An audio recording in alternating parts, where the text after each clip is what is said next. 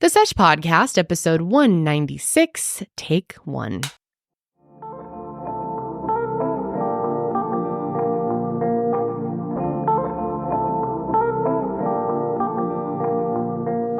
Bonjour, ciao, jumbo, hola, and welcome to the Sesh. Welcome. What's probably saying that very wrong. It's welcome in German. I just looked it up.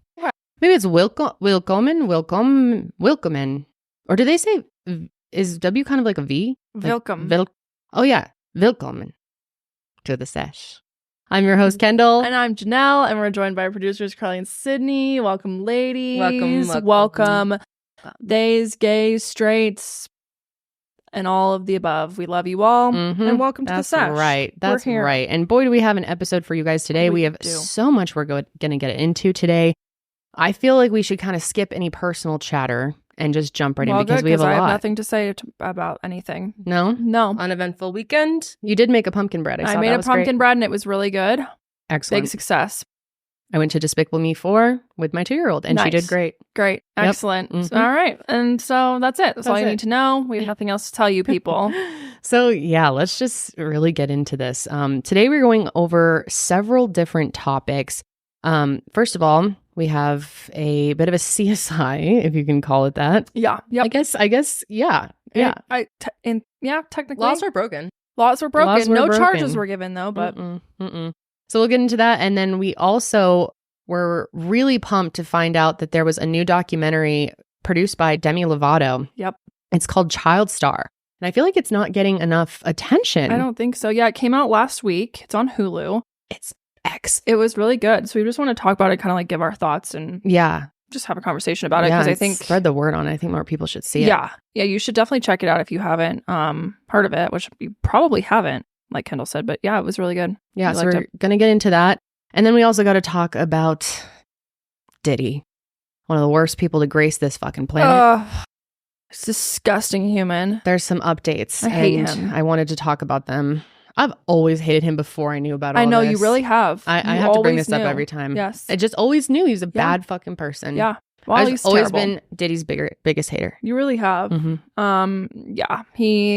Karma's coming for his ass. Oh, yeah. I hope it. And it's so really sweet. Bites him. So satisfying to see this happening. It sure is. So, yeah, I wanted to go over some of those updates. There's obviously been some major updates. I'm sure most of you are aware. It's a huge story.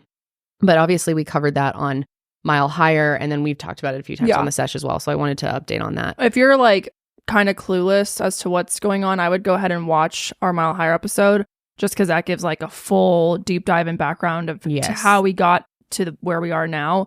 We're mostly going to be talking about what's happened since he was arrested. And we'll, discuss a little bit before that as well. But and just some information that's come out since our last coverage on it. But shall we jump in? Yes, we have an exciting announcement first, though. Oh, yes, we do. Some of you may have already heard the news via social media or my channel, TCKR.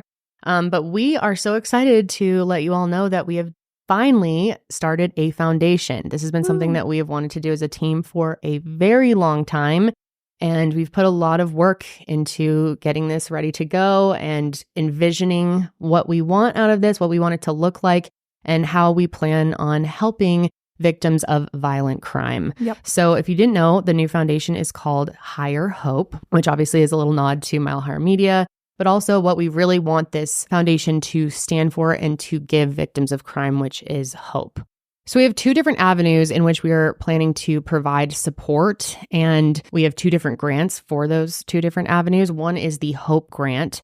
And the Hope Grant was created with victims and families in mind, and it specifically offers financial assistance for those experiencing hardship in the aftermath of a violent crime or the disappearance of a loved one. And then we also created the Empower Grant, which seeks to provide financial support for nonprofits who help victims of violent crime and missing persons that need additional funding to meet their goals. So if you're interested in learning more about it, you can head over to higherhope.org. You can apply for a grant there, visit our website, learn about, what we're planning to do. And one thing we're really excited to start doing is we are going to be donating a percentage of all of our merch sales going forward from any show. So if you buy merch from any of our 4 shows, there will be a percentage that is donated right to Higher Hope. So that is a really good way to get involved and be able to, show your support. Or if you're wanting to donate directly, there's also a way to do that on our website. So just go to higherhope.org. We can also leave the direct link down in the description box if you want, and you can donate directly through there. And we would really, really appreciate that. And, I just wanted to say too, I've said it in the other announcements as well, that we really could not have done this without all of your support over the years. It really has helped us to launch this in a good position. Yeah, just thank you to anyone who has supported any of our shows at any time throughout any of the years that we have been going. I guess I've been at it now for like 12 years. So yeah, it's pretty cool. And I'm really, really, really grateful and excited about this. I can't wait to see what we do. And yeah, I'm just so pumped. Yeah. Really, really proud of this. It's really exciting. And like Kendall said, this has been something we've wanted to do for a long time. And, just really be able to get involved more so than we already are in fundraising. And yeah, it's going to be great. Yeah, that's one of the main reasons that I wanted to start this. I mean, it's always been great to work with so many nonprofits and fundraise for them. But I have always really wanted to see exactly where those funds are going and to be part of the process myself, and then be able to share that with you guys for you to see the direct impact. So yeah, I'm just so excited and can't wait to see where it goes. Let's face it, after a night with drinks, I don't bounce back like I used to, okay? Especially since I've turned 30. It's a little more painful than it used to be. I have to make a choice of either having a great night or a great next day. That is until I found ZBiotics pre-alcohol. Their probiotic was invented by PhD scientists to tackle rough mornings after drinking. And here's how it works. When you drink, alcohol gets converted into a toxic byproduct in the gut. It's this byproduct, not dehydration, that's to blame for your rough next day. Pre-alcohol produces an enzyme to break this byproduct down. This is a proactive solution that wards off feeling miserable the next day instead of a reactive approach like drinking electrolytes or eating greasy food. So I actually got introduced to this product a few months back before they were even sponsors for this show. I was at a bachelorette trip in Miami, and you know how those go. And a lot of people were taking them, so I was like, ooh, let me try this out. And it worked so well. I was thoroughly impressed. I felt great the next day. I was able to be part of all the activities, because obviously when you're on a bachelorette trip, it's go, go, go. You got back-to-back events. And so this helped me stay productive and energized and made sure that I had a great next day after a night of some drinks. So join the movement of empowered women choosing ZBiotics for fresher and more productive mornings. Go to zbiotics.com/sesh to learn more and get 15% off your first order when you use Sesh at checkout. ZBiotics is backed with a 100% money-back guarantee, so if you're unsatisfied for any reason, they'll refund your money, no questions asked. Remember to head to zbiotics.com/sesh and use code SESH at checkout for 15% off. Thank you, ZBiotics, for sponsoring this episode and our good times. All right, let's begin with our CSI of the day. So today we have sort of an unlikely criminal. She's only 8 years old. We have an icon, in my opinion. I love her. I love everything about this. And yeah, I feel like I don't even want to call her a criminal. She broke the law, but is it really her fault? She didn't know she was breaking the law. No. So she's from Ohio. This little girl hopped in her mom's car for a little joyride to go to where other than Target. Mm-hmm. Okay? No other place to go. Now, do you blame her for it? I don't. No, she needed to get to Target. That's right. So this happened on September 15th. It was a Sunday morning, and Bedford police received a report of a missing child, at the same time taking a call that was concerning a small child driving east on Rockside Road, matching the girl's description, as reported by local news stations. Can you imagine looking over and seeing an 8-year-old behind the wheel? I would be so shook. I'd be so confused. Yes. Also, I still don't understand how she's reaching the pedal. She must be tall enough. Yeah, I don't know. I mean, this is very scary. Oh, yeah. This is actually so scary. There's actually dash cam footage of the kid driving. Let's go ahead and watch it. And this is from some random guy who just happened to get this. He also called the police. Yeah, he was the one that called. Bedford Heights Police and Fire. This is Brian with a transfer for an erratic driver. It's in eastbound Rockside from Bartlett. It's going to be a white Nissan Rogue all over the road and a collar with eyes on it. I love it was a Nissan Rogue. Going rogue. Eastbound Rockside, hello? Yeah, hello. Yeah, he's still. It was from Bartlett. Yeah, he's now crossing over 271. It looks like a kid. Okay, it's a white Nissan Rogue. Yeah, it's. I have a license. Honestly, the driving's not that bad for an 8-year-old? Not horrendous for 8. She's on the right side of the road in the lane. It's at 8:30 in the morning. I'm sure he thought this was someone intoxicated, but then he's like so confused that it's a child. Yeah. Yeah. But like, it's not that bad. It's not horrible. It's pretty bad. Like, she was on the right side of the road. Well, kind of. She's just like, Did she make it to Target? Yeah. Dude, the balls. I'd be terrified. There's no way with the anxiety I had at that age that I would have like taken a car and tried to drive. I was so scared to even start driving at 15. Terrified. Yeah. I would have never done that. No. But sometimes you got to get to Target, okay? And the car was found in the Target parking lot. And this is crazy, you guys, but she drove almost 12 miles from her house. That's insane. Supposedly like a 25-minute drive through heavy traffic, although that video does not look like there's heavy traffic. Pretty busy area. Mm. But it's Also, a Sunday. Yeah, Sunday morning. The fact that she like remembered how to get there is impressive. I know. I wonder if she had the GPS going though. No. There's someone was like, turn right on... I said Sesame Street in my head. Are you kidding though? Kids these days would totally know how to like turn on their You're phone's right. maps. Actually, no, you're right. I guarantee you she used maps. Or or like something. she just knows how to get to Target. She just has it 'Cause, memorized. like, maybe but 25 minutes okay, she yeah, remembers that's that true. far. That's a long way to go. She was meticulously taking notes when her mom would drive her there. She's like, okay, take She's a like right, planning the take a whole left. thing. Mm-hmm. Yeah, it's crazy. According to the police report, the neighbor's Ring camera captured footage of the 8-year-old getting into the car by herself around 7 a.m. This isn't public, but yeah, so she just got out of her house, hopped in the car, drove off. What did she do as soon as she got in the Target? She hit up the Starbucks and got herself a nice frappuccino. That baby. is what makes this story even funnier. I know, I love it. I She- wonder what kind of frappuccino. Was found drinking her frap. The police were like, ma'am. I need to know what type of frap she liked. I mean, was she going like more strawberries and cream or It's probably like vanilla bean? Vanilla bean. Yeah. Dude, I used to hit up the the vanilla one. bean frap. I haven't had that in, I don't even know, 20 years. It's just a straight up milkshake. It's so Yep, good. all the fraps are. I always got that as a Or kid. like the chocolate one. Yeah, Java the chip. Java chip. Yeah, that one slaps. Especially if you ask for extra Java chip. Yeah. Did Did you ever have the cotton candy frap? No. It was vanilla bean and then you add pumps of raspberry sauce in it. Oh, I remember getting that with you one time. Yeah. Mm-hmm. I was a caramel frap. Yeah, oh yeah, the Yeah. old caramel frap. Those were good. Mm-hmm. Yeah, well, in addition to this, it was reported that she had spent $400, and this doesn't make any sense to me, but supposedly she checked out by the time the cops came. This is not confirmed, but in my mind, I'm like, how in the hell is some little girl getting $400 worth of whatever, going to the checkout line, and the cashiers are like, hello, ma'am, how's your day? How's your morning going? what? Like, yes, all right, your total comes to $400. What? So yeah, that's not confirmed. I don't know. Maybe that's not true, but Yeah, that's interesting. that's been reported. So now I want It to know took if police a long time to get there too. That she had time to like do a full shop, get a frap, and go through the checkout. it's What's giving going on? Home Alone. Yeah. Oh, definitely. Honestly, when I watched Home Alone, I was like, I could easily do this.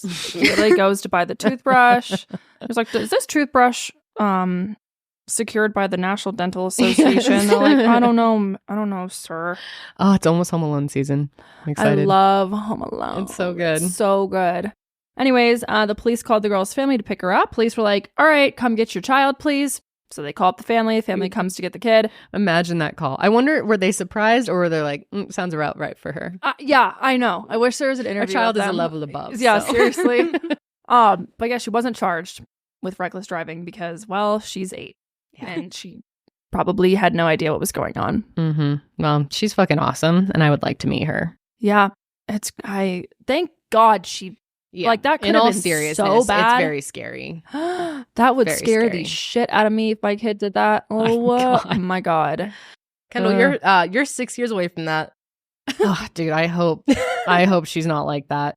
Because I feel like that's a pretty rare personality. Of course, there's teenagers that like steal their parents' cars and Yeah, stuff. but I was just so 8-year-old. not like that. I don't know. I hope she was like me. I was afraid of everything and boring. You weren't that boring. I was pretty boring. I didn't like to break rules. I didn't like to lie to my parents and stuff. Okay. You were a lot crazier than me. Yeah. So what does that definitely. make me? The most like Yeah, bored I'm kid on the sorry, earth? but yes, full weenie mode. I'm like a step above that.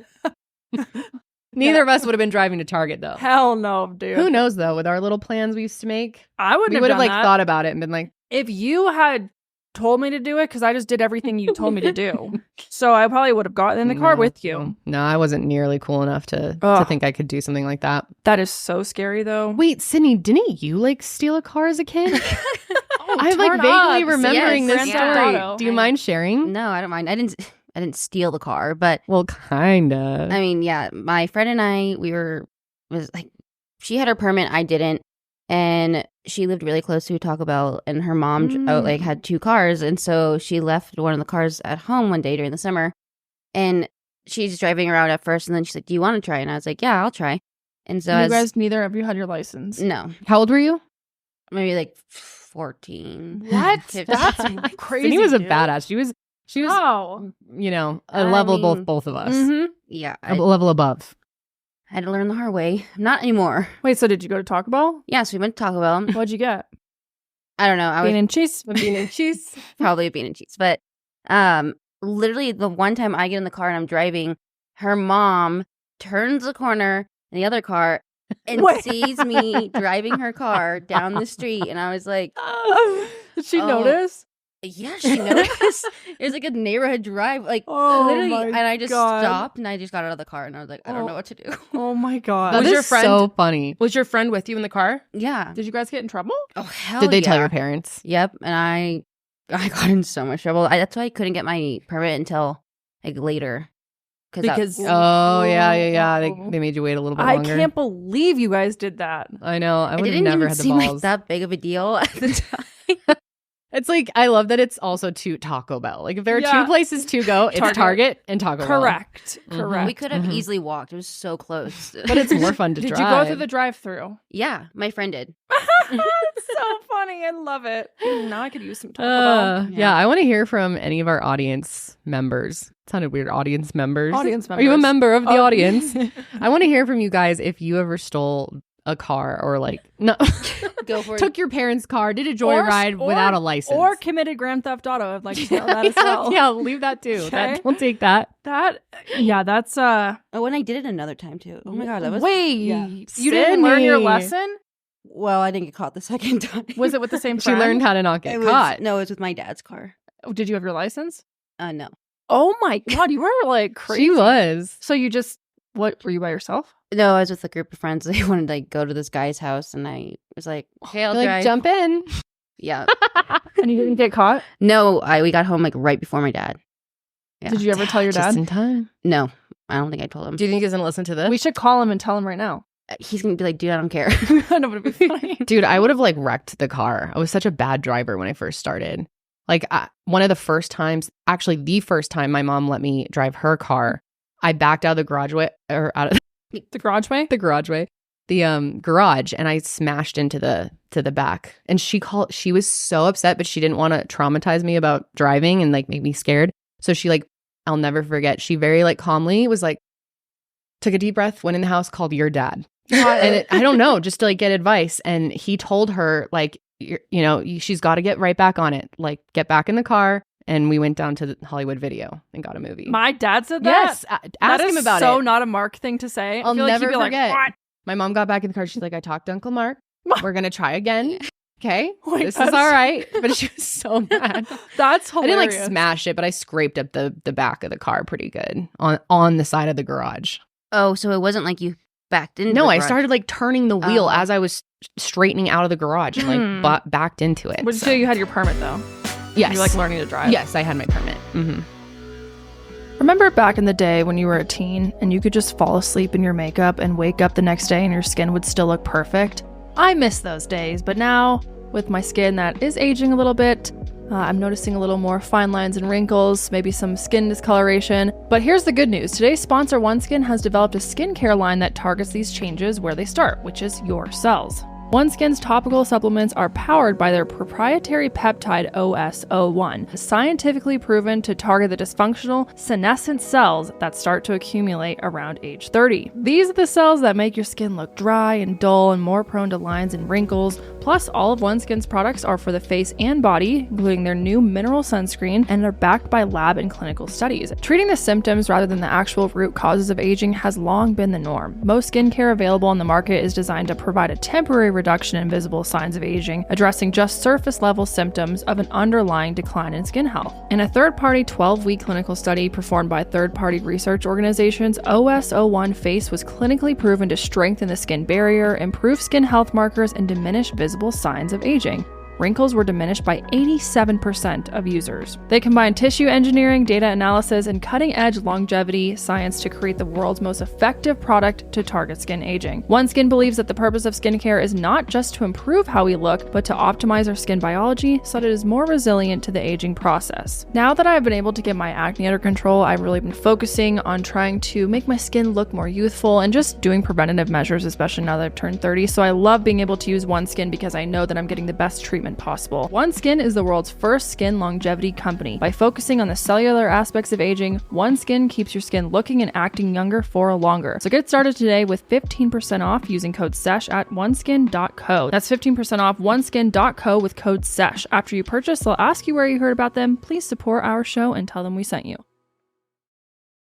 Okay, so let's start talking about Child Star. I am so happy that we decided to talk about this and that we found it. I enjoyed this so much. Josh and I were both so into it watching it. And this is out on Hulu now. It came out on September 17th, super recently. And Demi Lovato was the director and producer of the film alongside her co-director, Nicola Marsh.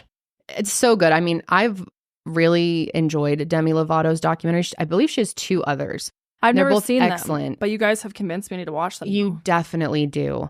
I've always been able to relate to her a lot. I've always really, appreciated her openness, her vulnerability with her struggles with her mental health. She's been very open over the years about her eating disorder and just her experience with bulimia. And so I've always really connected to her on that front.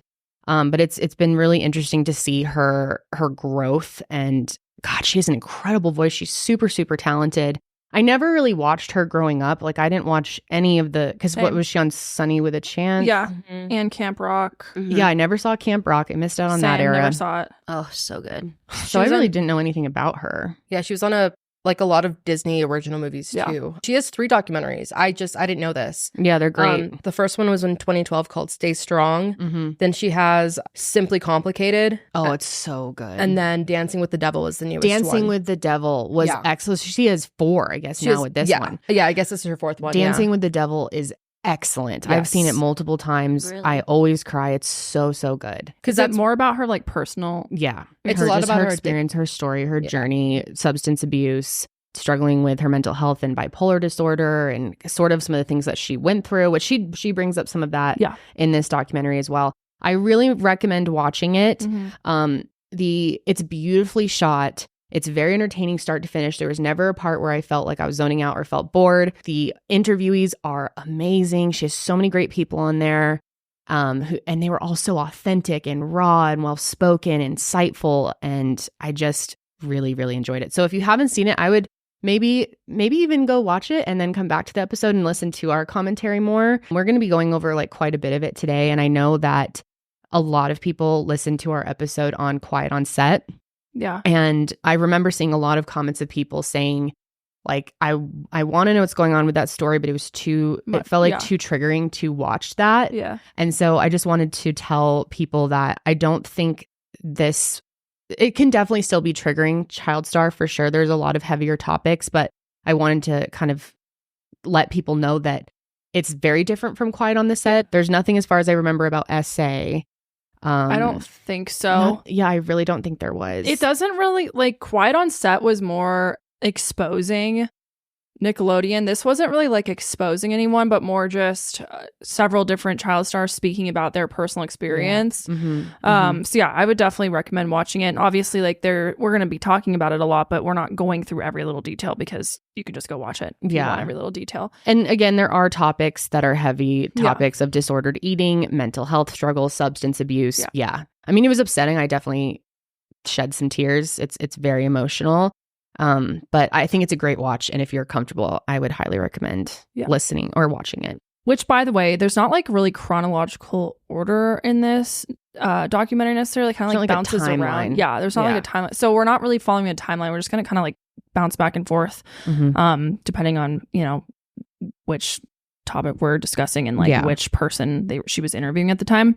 But one thing I wanted to start with that was so interesting to me, they made this point about how before cable, obviously there weren't channels for kids necessarily. They were child actors and they were in movies and such, but they weren't really the reason that that specific movie was, you know, super successful or whatever it was. They were just, you know, part of the movie. Yeah. And once cable started and once people started getting multiple TVs in their house, maybe a TV in the playroom or a kid's room or something, and, you know, once the 80s hit and cable started becoming a normal thing in people's households, that's when it really blew up, this whole idea of now child actors aren't just there to play a part in a movie, but the entire movie or the entire show can be built around the kids. child character. And like they are the talent. And that was so, I was like, yeah, that's such a interesting thing because it completely changed everything. So Nickelodeon starts creating these shows that are specifically for kids. And obviously, what do you need for those shows? Kids.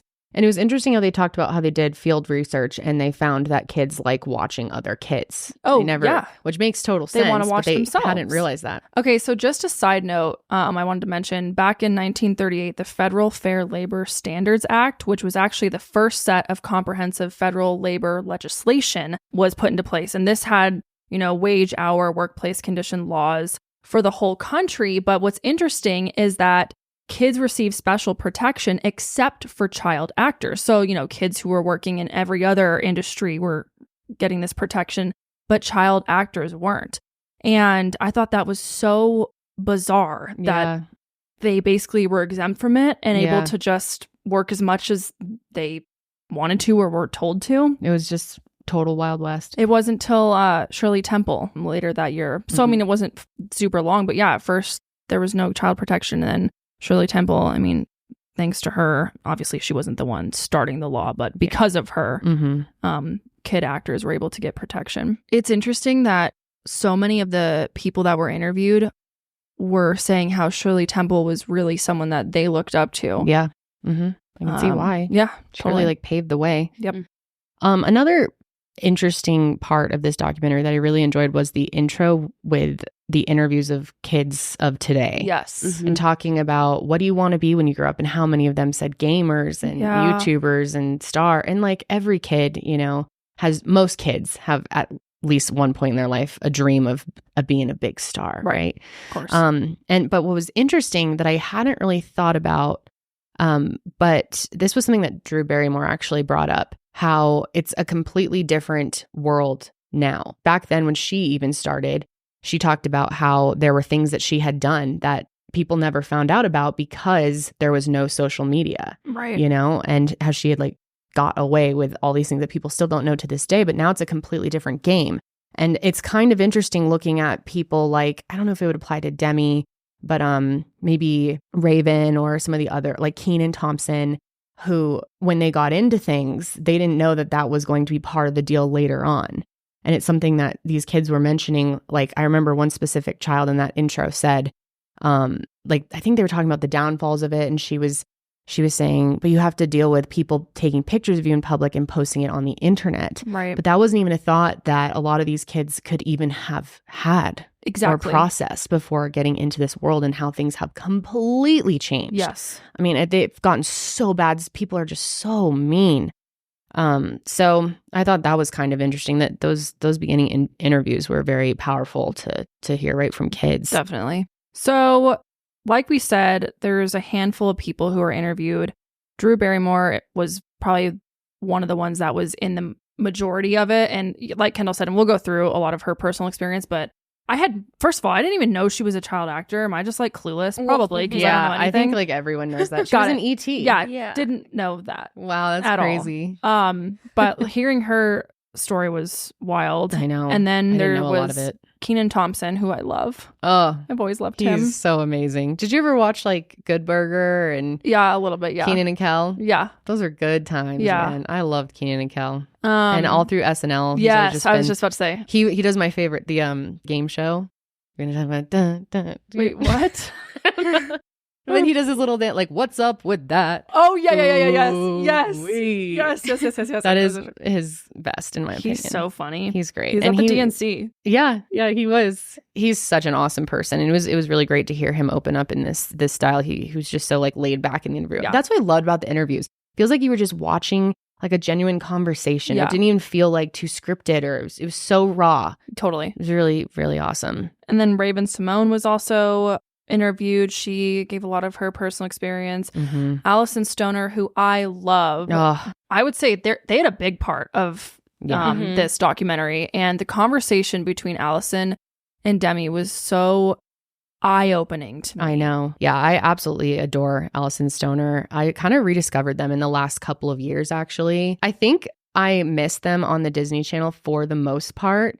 I really remembered them from the Missy Elliott music video. That was and like a few movies that they were in. Step Up. Oh yeah, yes, definitely from Step Up. Loved Step Up. Oh my gosh, who didn't? I was like, So I could good. do that. I'm such a good dancer. And they are such a good dancer. Yeah, they are. But yeah, I kind of rediscovered their Instagram, and I've seen them do some podcasts as well, and just heard them speak, and you can tell how much work they've done. Yeah. And they're just so open about their mental health Yes. and just such a positive account. I really recommend giving them a follow, and great dancing clips as well. What else? Okay, Jojo Siwa was in it. And what she had to say broke my heart. We'll get into that. Mm-hmm. And then Christina Ricci as well. So we're going to talk about all of them here sporadically, but I kind of just wanted to, Lay it out. Yeah, lay it out exactly. At the beginning of the doc, Demi really talks about what it was like trying to balance acting and life outside of it, which obviously that's a huge theme for every, I would say, star in general. But especially kids, I think that adds a whole layer of complexity. And like I said, child actors haven't been that mainstream for that long. Like, it's a fairly new industry. Yeah, especially at the scale it is now. This broke my heart, but she was talking about, how she got started and that she was doing all these interviews, but, she was still a normal kid in high school and she was getting bullied so badly for doing these interviews. She talked about how at one point, the Popular Girls, basically they made a petition and they had other students sign it that encouraged her to end her life. She said that the Popular Girls would like write on the bathroom stalls and call her like a whore and stuff. And that people were passing around this petition and signing it, which I just can't even imagine that. It's so sad. But her career really started taking off after she was cast as the main character, Mitchie, in Camp Rock. And like I said, I've never seen Camp Rock, but You're missing out. know people who are really fans of Camp Rock. Doesn't he go, Camp Rock? Oh my God, it's so good. Camp Rock. Yeah. I used to practice dances. Oh, stuff. Oh I my You love guys God. were both big fans of Camp Rock, huh? I was a big fan of Disney Channel around that time too. I loved Sunny with a Chance. It was like an improv show.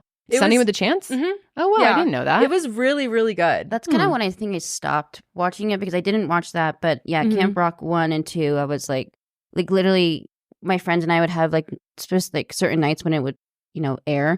We all get together and like wait because we didn't have like the recording. Right. So we'd like have to sit and wait and like wait through all the commercials and all that kind of stuff. But Oh my God, Disney I remember Channel that. original movies. Yep. I was Yeah, just we gonna did think- that too for like High School Musical. Oh Me and my friends. God, I wasn't- loved High School I Musical. wasn't a High School Musical girl. I was upset. Dude, it's really funny now as an adult watching it. Josh and I Yeah. watched it recently Why are you What's watching High School? because we were like, let's show it to Holly. Just check it out. Was she into it? Yeah.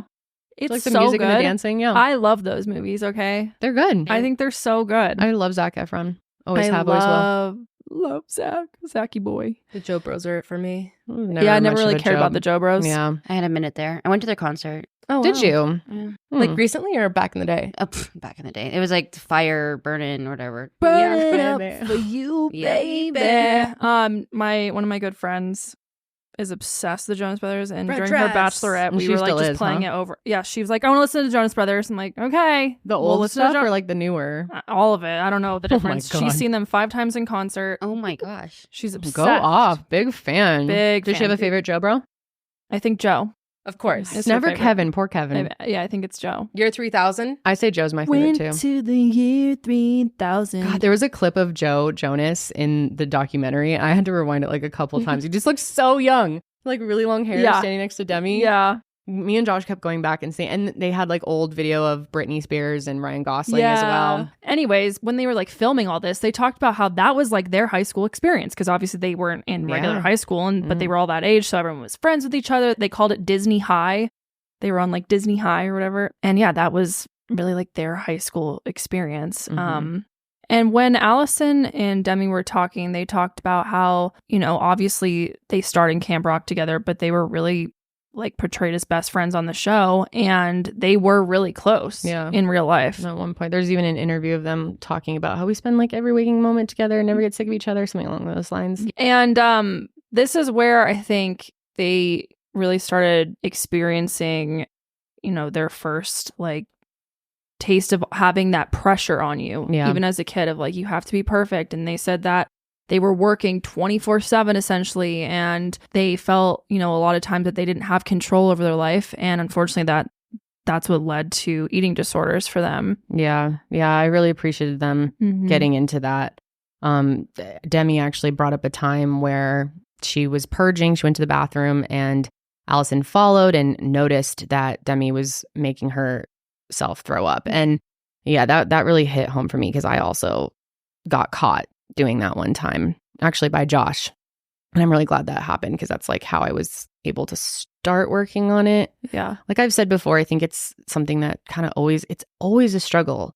Like I'll be honest, there's been years before I got pregnant, I was still struggling with it and sometimes actively doing it. And I like lied about that to most people in my life. But even to this day, I have like moments where I think about it, or the urge like comes up. Yeah. So it's like, I really always, it's like not a very glamorous thing to talk about. It can be like pretty embarrassing to talk about purging. Yeah. So I really appreciate when people open up about that, because it seems fairly rare from what I've noticed. I haven't heard that many people sharing their experiences with it, because Alyson had also struggled with it. So, you know, they were kind of able to see it in Demi, and I'm glad that she had that, you know, experience to sort of open the door and maybe get some help at that point. And I obviously struggled for a lot longer after that, but I feel like anyone with a fault, like you included, I think it's so important to talk about. And obviously, you know, you don't owe anyone anything, but if you're comfortable doing that, I think that's so powerful, because like you said, you know, you may not actively be participating in that right now, but that doesn't mean that you don't still struggle with that on a daily basis. Yeah. And I'm sure that there are so many people out there who, you know, maybe aren't actively purging at this moment, but are still, you know, dealing with it on a daily basis, and just body image issues in general. Yeah. And it needs to be talked about more. It really does, because it's so helpful to hear about it from other people, you know, just on really any topic, hearing someone's similar story and being raw about it. Because for a while, like there was a point where I made a YouTube video talking about my eating disorder, and I had said, you know, I'm better now. I've like gone through recovery and stuff. So I always felt like, okay, it's done now, and I can never, like, if I bring up that it's like I struggled after that point, then people will be like, what the fuck, you were lying, or like mad at me or disappointed in me. No. But I've realized like, it's just something that kind of always stays with you, or at least in my experience. So I think it's just, it's nice. So many people suffer in silence from these things, eating disorders especially, but so many other things. So hearing someone else talk about it openly is just extremely helpful. Like I think so much value out of it. Especially I think people who are looked at as like stars. Yeah. Because so many people look at, and I think it's changing more so recently, but for a long time I think people looked at famous people as just like, you have it all. Yeah. You have the fame, you have the money, everyone loves you. Yeah. You know, how could anything be wrong? Like you can't, what do you mean you struggle with depression or with eating disorder, whatever it is? Or you're acting out, like the way the media judged all these teen stars for doing these things. And it's like, really? You have no place of sympathy considering what they go through. And maybe it's just a lack of understanding. But I think it's how you explain, like people think, well, you have everything you possibly want, so you need to be perfect. Yeah. Snap up. Right. The fuck. Mental health doesn't discriminate. Yeah. No. They talked about, now, this made me so sad. So they talked about how they would go to photo shoots, you know, whatever. And then they would see their pictures afterwards, and they were edited perfectly, and they had no flaws, not a single wrinkle, not a single freckle, nothing. Everything was perfect. And they were like, oh, okay. So, you know, when it came to the next photo shoot, they would know in their head, like, oh, well, the so-and-so is going to be editing it out and making sure I look perfect. But then if they look in the mirror and see how they quote unquote really look, and then they start to see those imperfections, or they'll be like, oh, you know, my bags are gone in that picture. I didn't even notice that I had bags and I didn't know that was a bad thing. It's kind of like when you look at one of those filters on TikTok, like the glam filters and stuff, and you like start noticing like, oh God, I didn't even notice my nose has this slight bump or like this crease or whatever. And then you take off the filter and you're like, holy shit.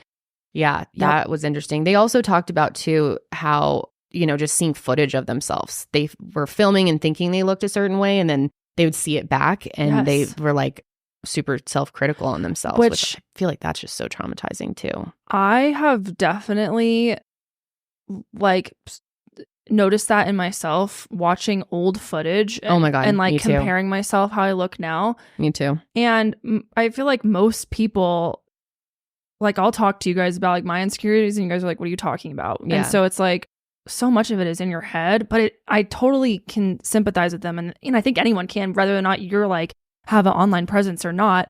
Any old picture of you look back and you're like, God, I was so much this, or I was whatever. And it's just like, I think that's such a flaw and a con of living in the present time that we do now, and just having the accessibility to take a picture of everything that you could possibly want to take your picture of at any point in time. And now you have this whole digital scrapbook essentially to look back on your entire life. And I think that's awesome for a lot of reasons, obviously, but I think it is also really damaging. You know, it was damaging. What? Last night, I discovered that Instagram has that feature where you can go back and see like on this day or like 10 years ago, 12 years ago. Did you see what I had posted? Yeah. There was much worse too. Let me just say, I like had a picture of my feet at one point in heels, and my favorite nail polish. I was like, this is my nail polish of the month. And then I took a picture of just a Bath and Body Works candle, and it was on my grid. And then but that was like the thing to do with Instagram. I would post like 8 grid posts a day of just like anything I saw. My feet in a cat onesie. Yeah, you should overlay it, Karelly. I literally, it says like hashtag chillin, but I spelled it chillin. Chillin. Yep. And then I had like a picture of me and Josh, and it's like hashtag romance.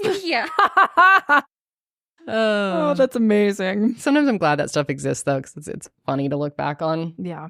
It reminds me I need to go back and like archive all of my old. I know. I was like, God, what is on I did there? that like 2 years ago. I was Did like, you? I'm gonna get rid of the cringe because I had like some nothing bad, but just like stupid shit. Like one time I gathered up all the lipsticks in my car and like took a picture of me holding all of them, and I was like, think I have enough lipsticks? LOL. Hashtag lipsticks. Hashtag pink. Hashtag red. Hashtag Revlon. I'm like, okay.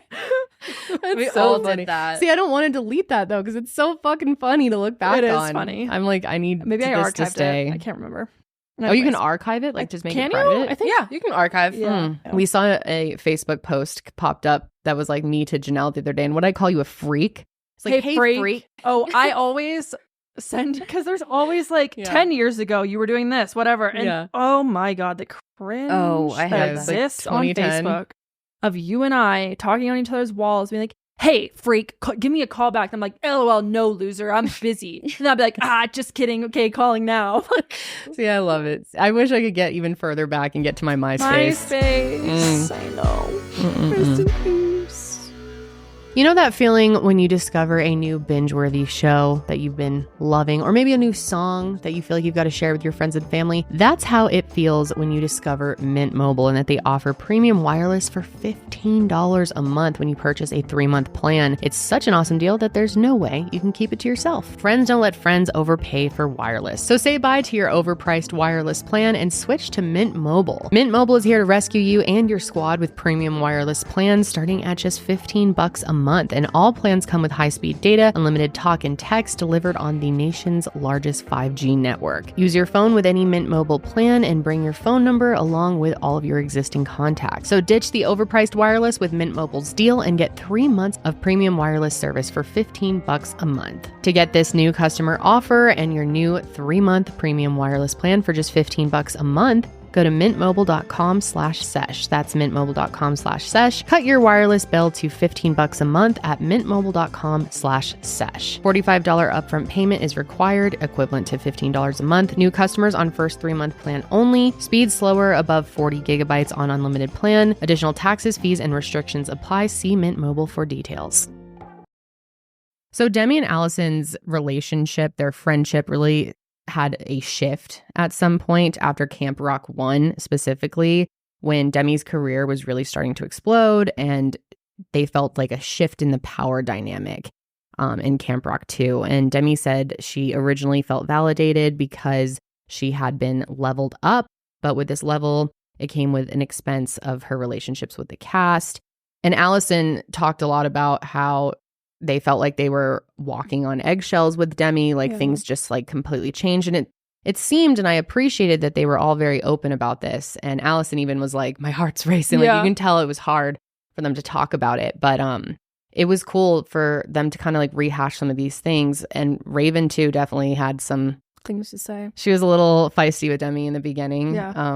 So Demi it was like, interesting. I mean, she gave like a really genuine apology. She did. Demi did have the reputation of being harder to work with. She talks about it mostly in her old documentaries, where she was like struggling with health issues and like substance abuse, especially during the height of her career, which is, you know, Camp Rock and stuff. And I think she had a lot of bridges to rebuild. Definitely. And the amount of pressure that she had on being successful, I truly cannot imagine, especially at a young age, what that would do. And she talked about how there were periods of time and entire projects that she was working on that she just has no recollection of, that she was completely disassociated from. And that just like broke my heart. One example of that they brought up was with Raven, because Raven was like, I had seen you later after I was on Sunny with a Chance, and I'd already worked with you, and Demi was acting like she had just met her for the first time. And I think Raven was like offended by it at the time, but she explained to her in the documentary that it was like one of my blacked out periods. I just don't remember it. I think she referred to it as like disassociation, like a mental, I think, illness that she had too. Raven even mentioned, she's like, my heart broke for you because I noticed that like that glazed over look in your eyes. And she's like, I've seen that so many times and very familiar with what that means. One thing that Alyson talked about that blew my mind was that she talked about how there's research that shows that famous people have an average lifespan of 14 years shorter than non-famous people due to mental health struggles. My mind too. And that they're 4 times more likely to end their lives. And then when they started showing examples and brought up, heartbreaking, dude. That's really, really scary. And it shows that fame is addictive in the same way that drugs and alcohol are, or substances are, which surprised me, but also makes sense. Then it's like, okay, so if that's the case and fame is really that addictive, then why are we allowing kids to essentially become addicted to this drug? That was so interesting to listen to. Them talking about how it has left this hole where they feel like they're not as successful as they were, that they like peaked as kids. So they're constantly seeking validation, constantly having issues with self-worth and insecurity because they feel like they just aren't as successful anymore. And that really gets to you. And when you get all of your success or your validation from praise and numbers and money as well, and that starts to dwindle, it fucks you up, and it makes total sense. And I thought it was really interesting to talk about fame as an addictive thing. I feel like I've definitely experienced that, obviously on a much smaller level, but that's just how I explained recently that I used to be like so obsessed with my subscriber numbers and view counts. I was so obsessed with the numbers to where I was like making quotas for myself. I have to hit 50 subscribers a day. And, you know, we brought up with Mr. Beast that clearly he's addicted to it. You know, it's like, I think so many creators experience that as well. And I'm really thankful that with therapy and like time where I've just kind of grown out of it. And that's just been my personal experience. No hate to anyone who, you know, still is like really, I know Jojo talked about how she's still like really, and I get it. Like it's hard to break that cycle. But God, getting to a point where I don't look at that anymore and like never think about it has been the best thing for my mental health, because it is addictive. Of course it is. The high of it all, you know, chasing that next part. And I think that people can relate to this in a lot of ways, like playing sports and being really being the best at it and getting all this praise from your coach, your parents, or whatever it is, or, you know, being the best actor at your school, or, you know, being really good at something and getting public notice, whatever that looks like. Validation and praise. So it's not just like fame, it's, you know, success, it's praise, accolades, you know, all those things can be addicting. Totally. So then there's a part here where Kenan Thompson is talking about his experiences, and like Kendall said, I just love him. He was so laid back. He had his sunglasses on, like chilling at some random like diner. Yeah. But I wanted to mention this one part specifically that both him and Alyson talked about. So he talks about this one time where his mom met this dude who was supposed to be a tax accountant and help him, you know, with finances, and especially when he was starting to get, you know, a lot of money. And it turns out that he was a total con artist and ended up running away with most of his money that he earned. So he found this out because he was going to go buy his first home, which I just felt so bad for him during this. Because he's like, oh, I was so excited. I was going to go buy my first home. And I'm waiting for my tax accountant to show up with the check to the real estate office. And he never showed up. Yeah. And then completely stole from him. He went from rags to riches to back to rags is how he described it. And I just am like, that is so evil, especially as a kid. You're making all this money.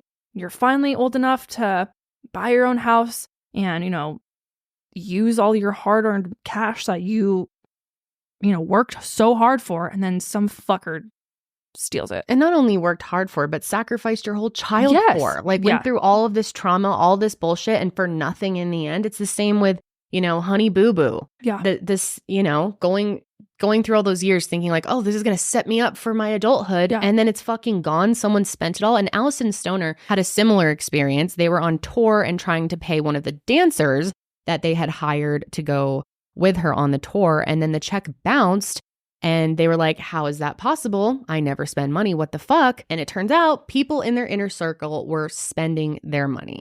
Then there was also several interviews with Christina Ricci, which she is most well known for the Addams Family, I would say. She's Wednesday Addams, an iconic character. I've actually never seen the Addams Family, so I don't really know, but I've heard a lot about it.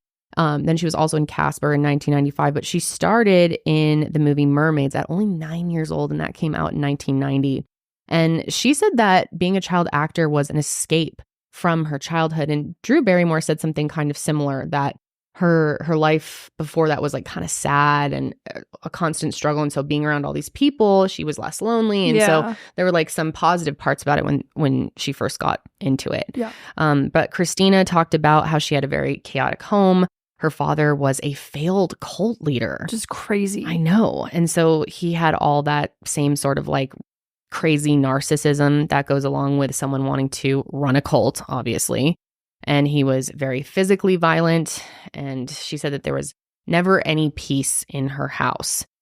She said while she never had peace in her house, she was able, like we said, to find some peace on set. And then one thing that she brought up that was really interesting too is that when you're working, obviously you're always thinking about what's my next role going to be, what's my next job going to be. And she said the easier that you are to work with and your parents are to work with, the more callbacks you're going to get. So you want to just— Makes sense. Yeah, it totally makes sense. If you're with your mom is some crazy nightmare to work with, because at the end of the day, they're not 18, so they can't sign off on shit. Yeah. So it's like, why would I want to work with this kid? Because the parents are a total nightmare. Yeah. And it's like, those are probably just for the most part, parents being good parents, sure, but they're difficult to work with. And so obviously as a producer who's spending money on it, they're like, that's a pain in my ass. I can find someone else easily. Which, yeah, that was interesting. That's something that we went over a lot in Quiet on Set as well. The parents that started to push back, some kids actually lost their opportunities because their parent was trying to protect them. Yep. And then Drew Barrymore came in and talked a lot about how, you know, her family had like, her grandparents were actors and her great-grandparents were actors. So she was kind of like born into this world, I guess you could say. Even her dad, John Barrymore. Yep. He was in quite a few films. Her first acting job was 11 months old in a Gainsbourg puppy chow commercial. 11 months, which obviously, this is where it's confusing to me. And I like can't really form a full opinion because I think that obviously you need, like for a Huggies commercial, there's put baby in diapers. Right, exactly. Right. So it's like, and it's, I don't know. I agree. It's such a struggle because it's obviously helping a lot of families out there but what is it worth it? Like I don't care what I was offered. I would never want my child. I think it's all like hit me differently now that I'm a mother watching this. And that's why I got so emotional last night because I just can't imagine stealing her childhood like that. But I don't really blame people who chose to do that as well. Either. In all cases, I think I have some sympathy there, especially back then without knowing the effects of it, you know? But it really hit me when Raven was talking about it too, saying that she was working, I think, from 18 months old.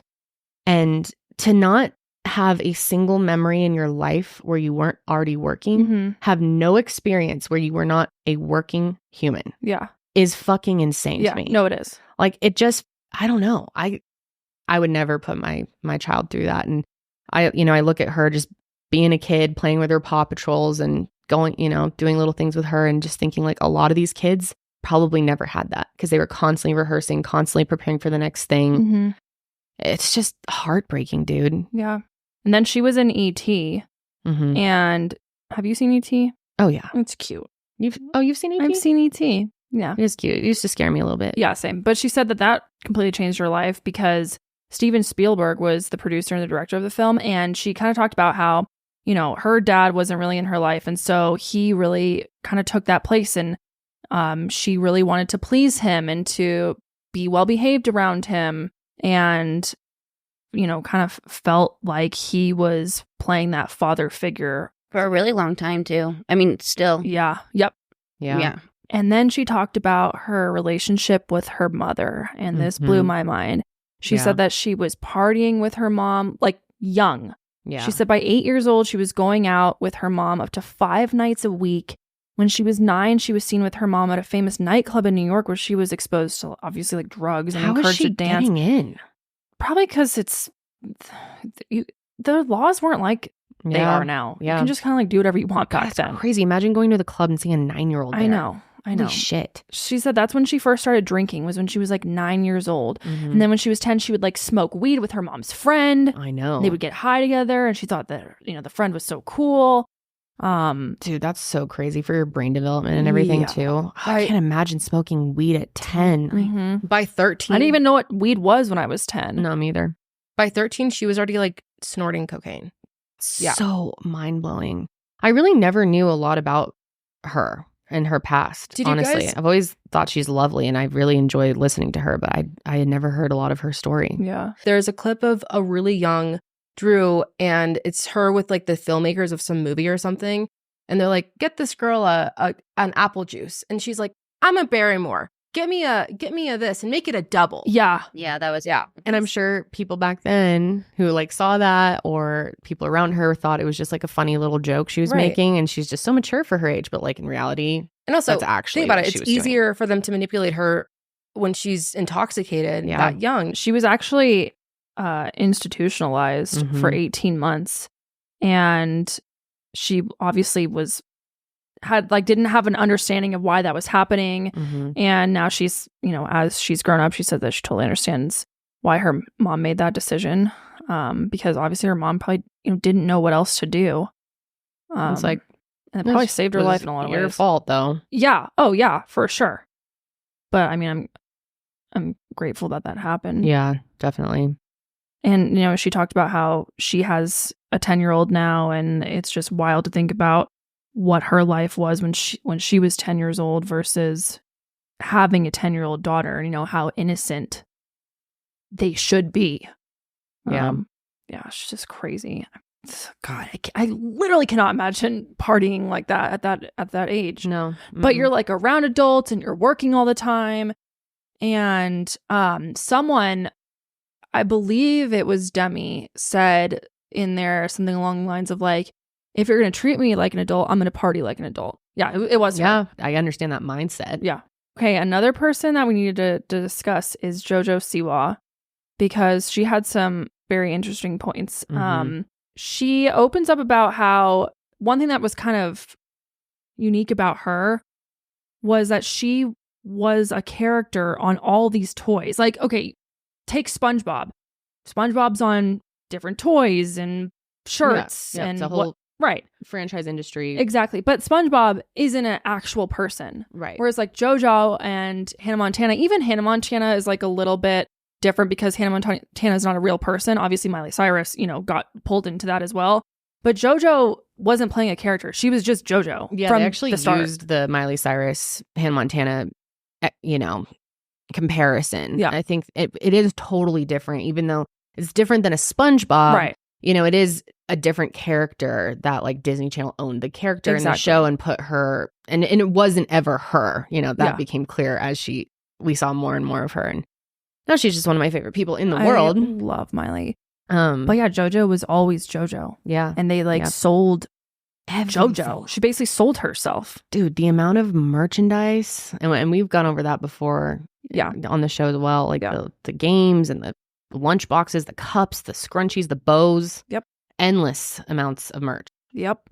Endless, truly. Like she was on everything. Working with like every major retailer, Target, Walmart, you name it. Yep. Ice cream. Yeah, literally. Yep. JoJo ice cream. Yeah.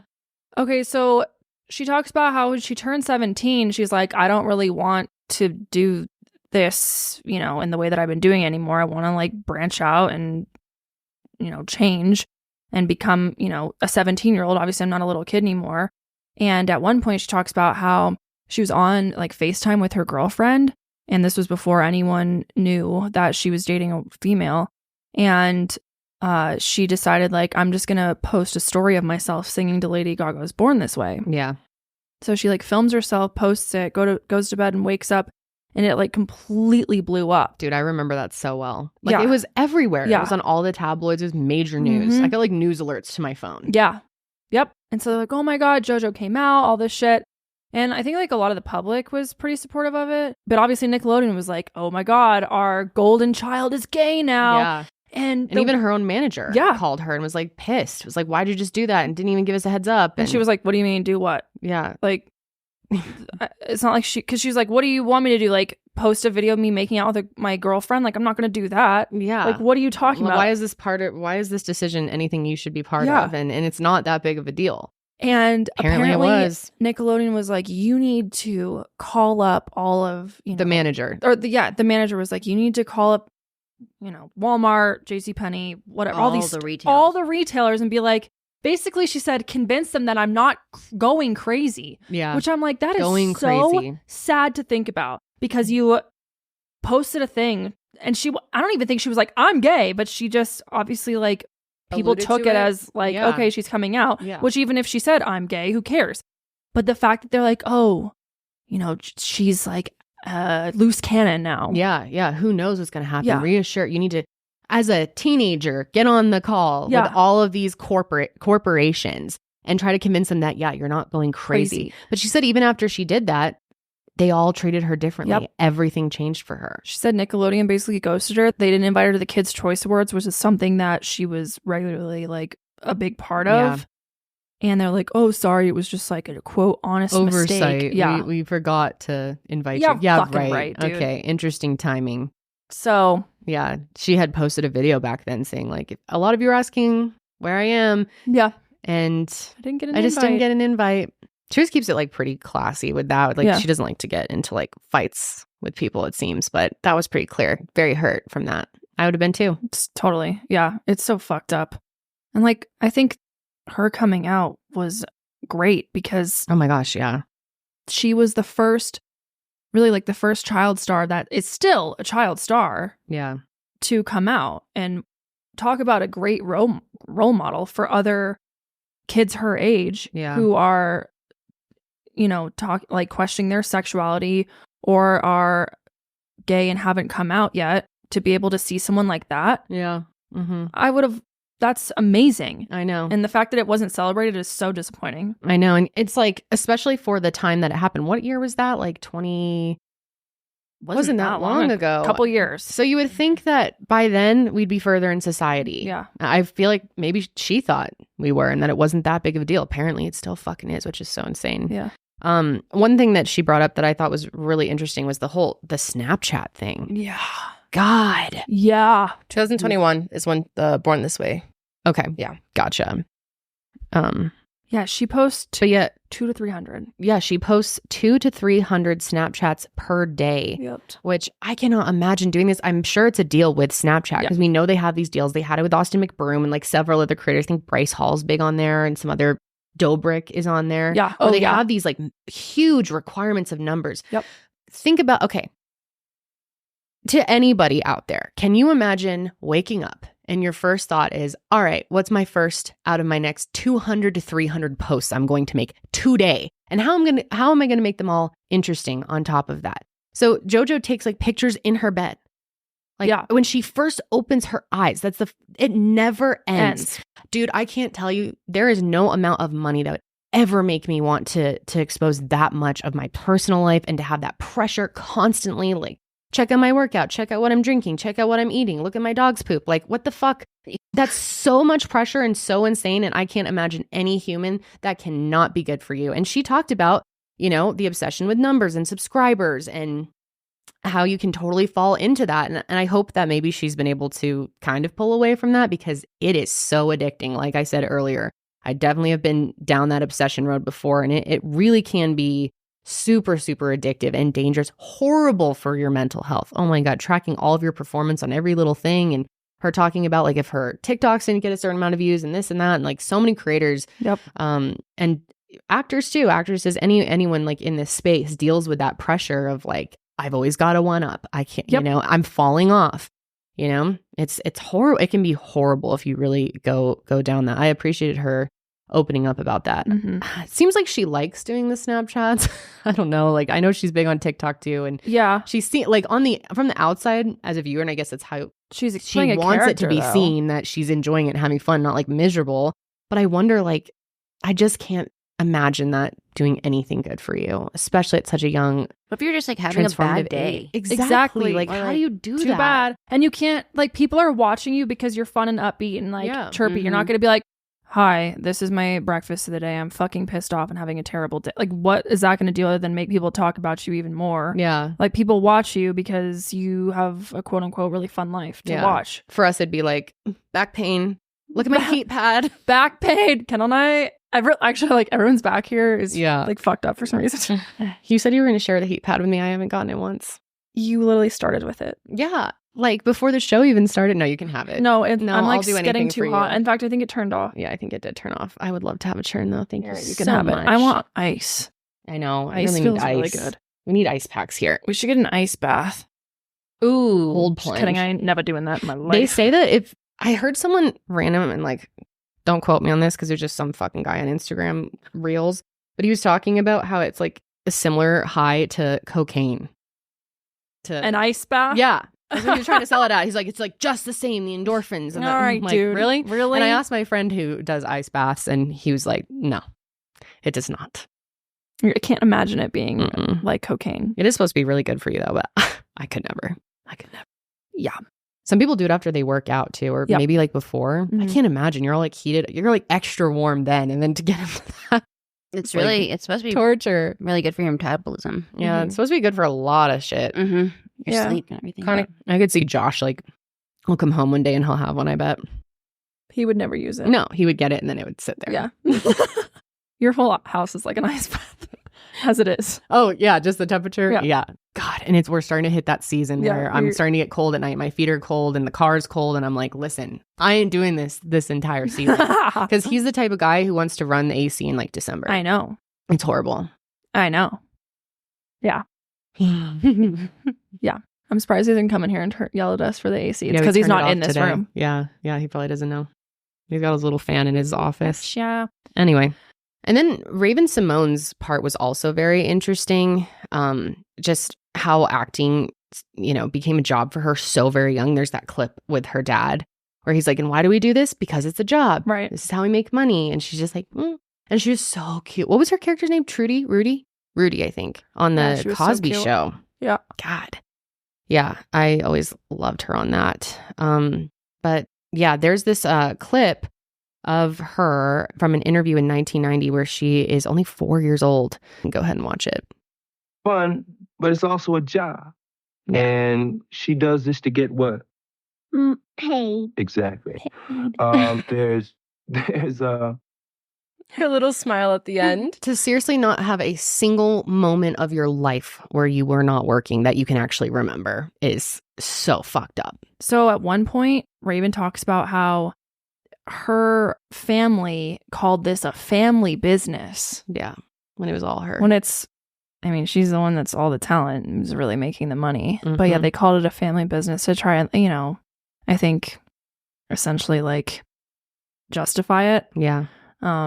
Obviously read between the lines of that, but Raven also talked about coming out and stuff and what that was like for her. It was good for her to open up. It was a great interview with her too. Yeah. Which I've said a few times, I'm not like the biggest Raven Symone fan because I didn't really like her on The View, but like I loved That's So Raven. And such a good show. She's a funny person. Yeah. I'll give her that.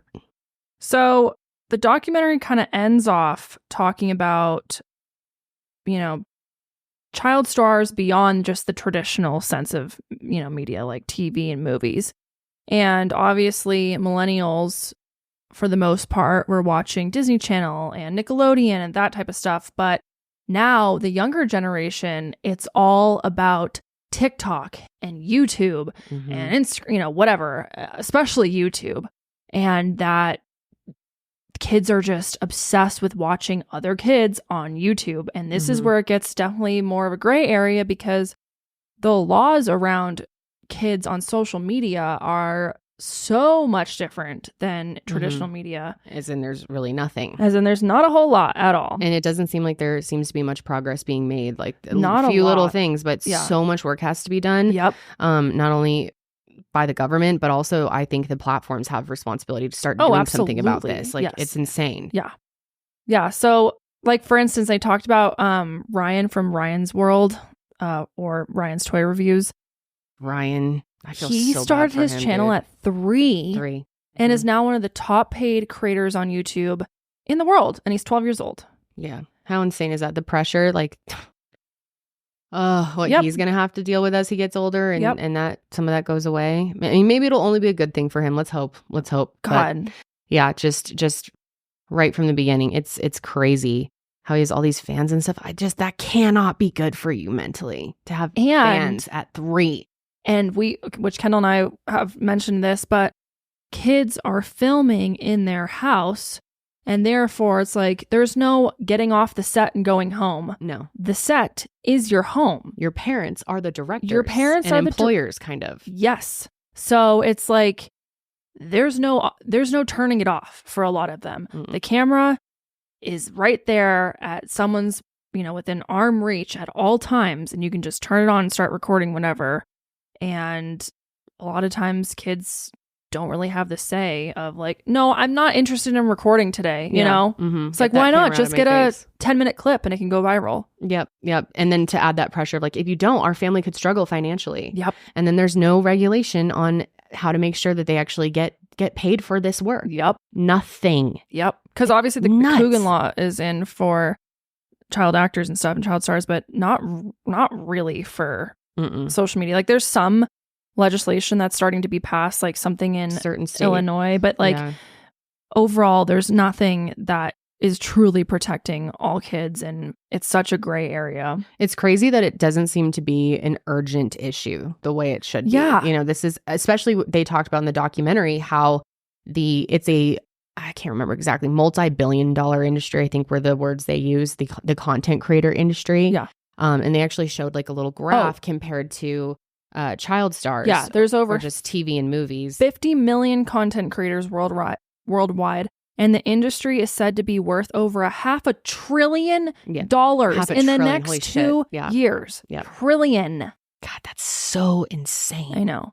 And just how many of those kids in the beginning were saying they want to be that. Like, it's only going to grow so much. Oh, there was one woman in the documentary, I can't remember exactly who she was or her name or her role, but she was speaking. She was one of the people who was working towards getting laws passed. But she said it really hit her when her daughter, she like walked in, her daughter was doing a fake makeup tutorial. And I'm sure so many parents experience that. I'm sure most kids sit there and like pretend they're doing their makeup routine and blah, blah, blah, blah, blah.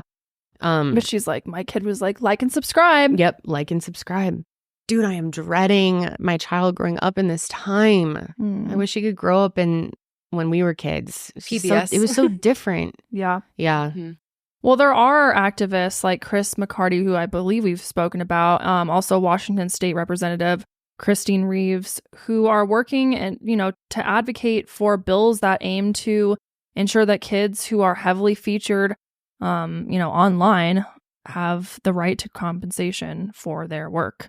Yeah, actually in 2023, so just a little over a year ago. Yeah, we've spoken about this before. Yeah, Illinois was the first state to pass something that ensures kids who are on social media get paid for their work. I just wonder how you manage that and like. Yeah, it's very complicated. Like, yeah, that'd be really hard. Yeah, I really hope the YouTube team is at least having conversations about ways they can do that through the platform. Yeah. It's just, it really is such an urgent issue. Like something needs to be done about this very quickly. But like, how do you prove how much a kid is working? Because again, it's all edited too. That's what I'm saying is like, there isn't a way to, you're not clocking in and clocking out. Oh, I was on set from this time to this time. It's like, I'm at home with my parents. My parents are filming me and maybe they film me for 3 hours. Only 20 minutes of it makes it in and ends up being published. Yeah. But that doesn't mean that I wasn't working that other time, that just, that airtime didn't end up happening or whatever. And there's probably other expenses associated with producing the content, like whether you're hiring an editor or someone in the family is the one editing it. Like how do you? It's very complicated. I don't know what the answer is. Yeah. But I mean, something's got to happen here. Yeah. So many kids are going to end up fucked up, and we're already seeing the results of it. We've talked about it several times on the show. Just like not only financially but mentally, and it's horrible. Completely unregulated. It's ridiculous. Yeah. It's really scary. Something will have to happen. And then TikTok now too. Oh yeah. Yep. Well, and then there's like this pressure really of post more.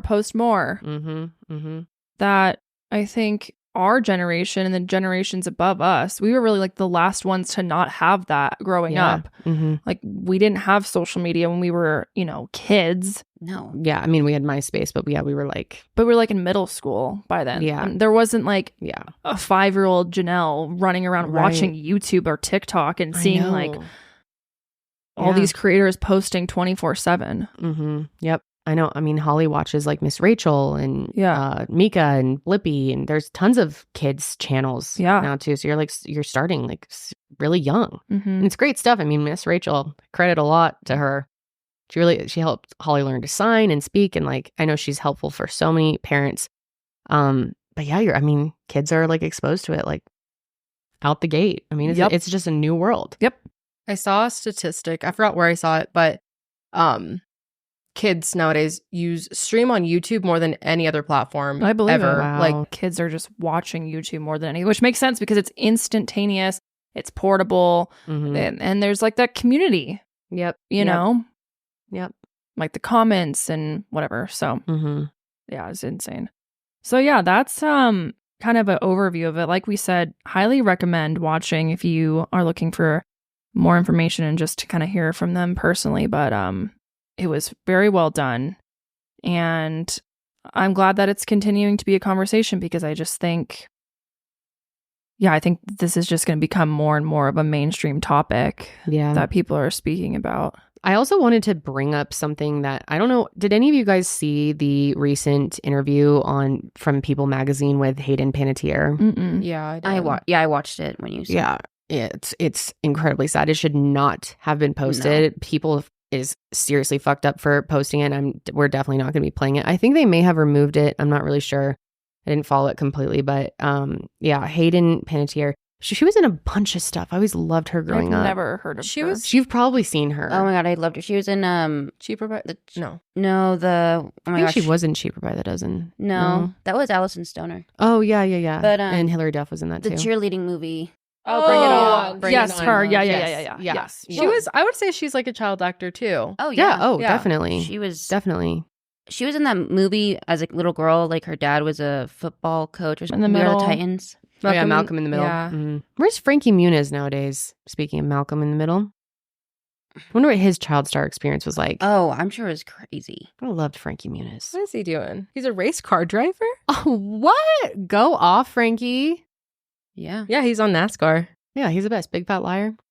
He was with Amanda Bynes. Agent Cody Banks. But yeah, this interview was just so sad to see. And I really can't believe it was even posted. It's in such poor taste. But I don't know if you saw it, Janelle, but she's like, she says that she was tired. She was dealing with her sick dog. And so she was sleep deprived, but she's had a history of substance abuse, specifically alcohol. And I'm not sure what else, but she's been open about that.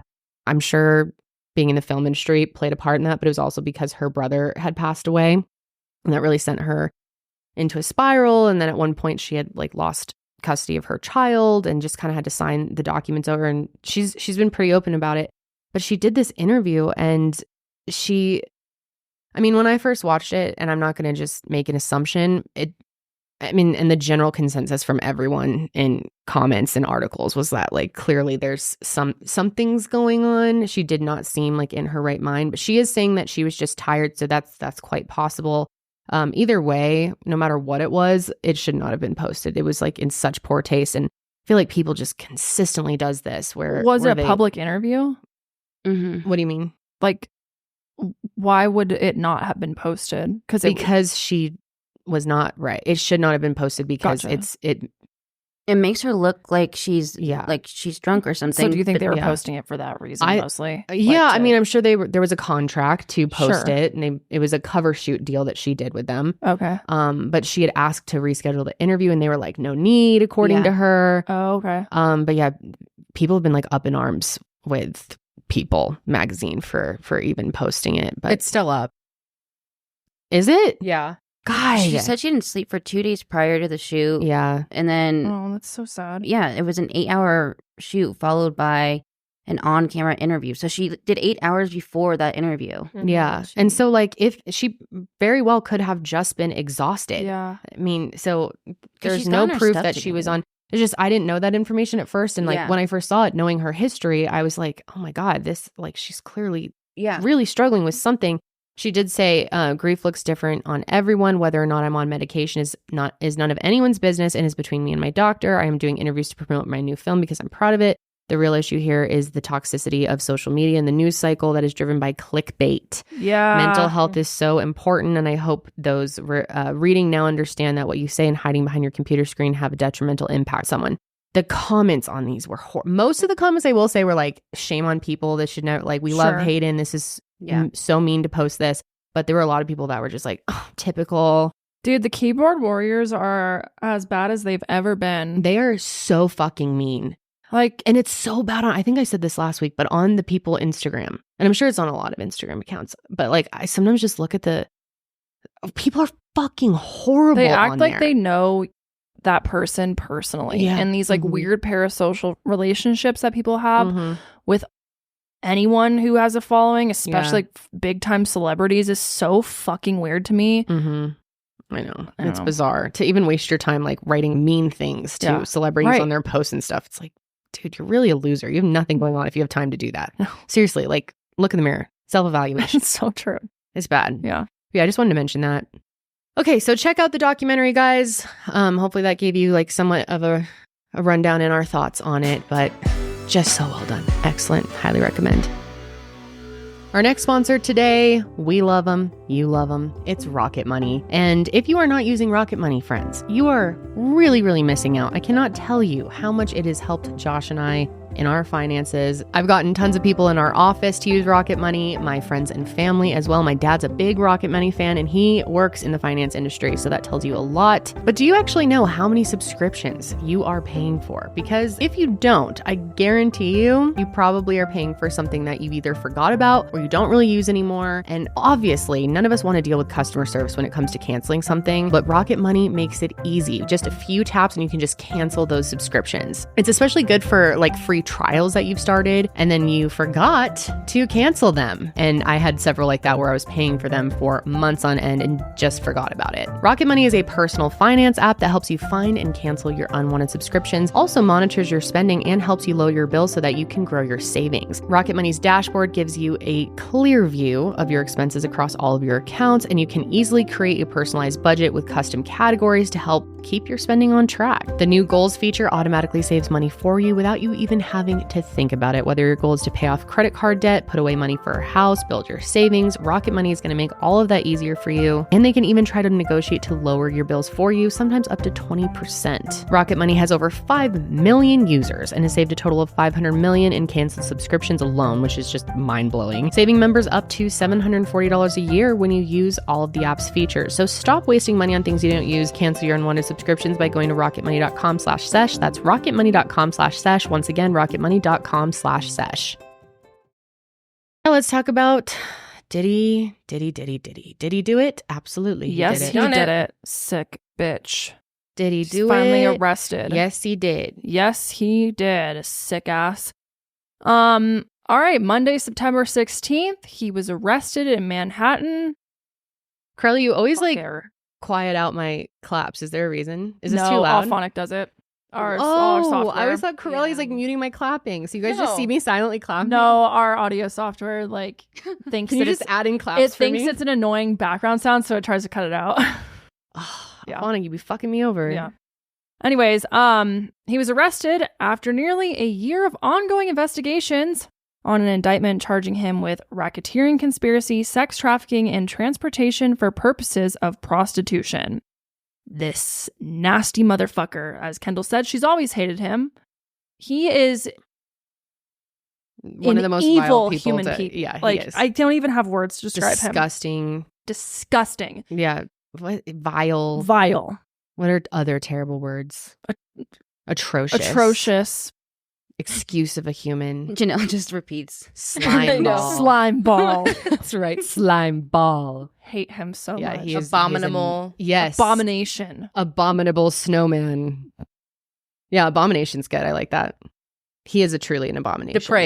Depraved. He's extremely depraved. Very unpleasant, disgusting, nasty, terrible, dreadful, ghastly, horrid, vile, foul. Oh, I like ghastly. Appalling. That's good. Atrocious, horrendous. Mm-hmm. You are all of the above, Diddy. You fucking you piece are. of shit. And I hope you rot the rest of your life. Also, this is just a side note, but his music streams since being arrested have gone up 18%, which at first I was like, what the hell? But it doesn't really surprise me because I feel like even if you're being talked about for doing something disgusting, you're still being talked about. People are still thinking about you and they're probably like, oh yeah, what was he singing? What were his songs? So anyways, just wanted to throw that in there. He's making a little cash while he's in jail. So he was arrested. We'll overlay the footage of him being arrested. There's no sound or anything, but I mean, it's basically him just... Can I just see it again? Yeah, because that's just I just want to watch it. I agree. It's so satisfying. So here he comes. They're like, hello, you're being served. Hello. Where? He knew that was coming though, dude. Yeah. He's like, all right, let's fucking go.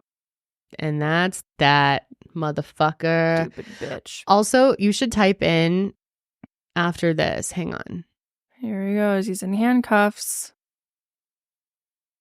Let's go, buddy. This is so satisfying. Yep. I hope Cassie watched this video and smiled. For real, though. Fucker. I like they have ghosts behind them.